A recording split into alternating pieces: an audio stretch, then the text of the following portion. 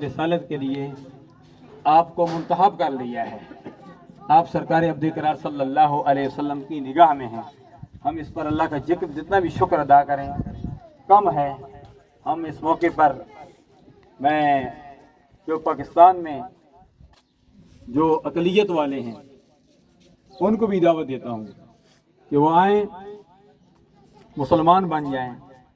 اسلام امن کا درس دیتا ہے۔ ہم امن والے ہیں، ہم فساد والے نہیں ہیں۔ انڈیا میں ہمارے مسلمانوں پر ظلم و ستم کے پہاڑ گرائے جا رہے ہیں، لیکن یہاں اقلیت ہونے کے باوجود عیسائیوں کو، یہودیوں کو، ہندوؤں کو تحفظ دیا جاتا ہے۔ مجھے کل فون آیا کہ آپ کی جامعہ حقانیہ کے قریب مندر بھی ہے۔ میں نے کہا کہ الحمدللہ ہم مکمل طور پر یہ تحفظ دیتے ہیں۔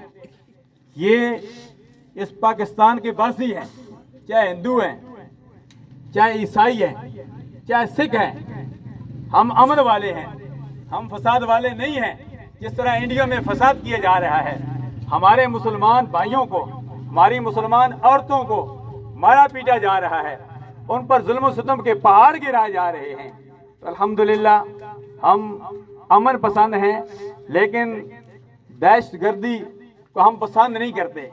دہشت گردی کی بہت ساری قسمیں ہیں، لیکن سرکار عبد قرار صلی اللہ علیہ وسلم کی توہین کرنا یہ بہت بڑی دہشت گردی ہے، سب سے بڑی دہشت گردی ہے۔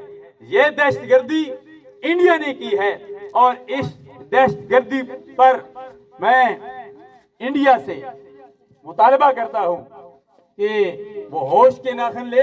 اگر اس نے ہوش کے ناخن نہ لیے، وہ دن دور نہیں کہ یہ پاکستان کے نہیں پورے عالم دنیا کے جو مسلمان ہیں، 2.25 ارب کے قریب جو مسلمان ہیں، یہ مسلمان انڈیا لال قلعے پر لا الہ الا اللہ محمد الرسول اللہ کا جھنڈا بلند کریں۔ مسلمانوں کو کمزور نہ سمجھو، یہ مٹتے مٹاتے ہی مٹا دیں گے۔ اسلام زمانے میں دبنے کے لیے نہیں آیا، اتنا ہی یہ ابھرے گا جتنا کہ دبا دیں گے۔ شہزاد چشتی صاحب یہ شعر کل کچہری میں پڑھ رہے تھے، بات حقیقت میں ہے۔ اسلام زمانے میں دبنے کے لیے نہیں آیا، یہ اتنا ہی یہ ابھرے گا جتنا کہ دبا دیں گے۔ اللہ کی بارگاہ میں دعا کرتے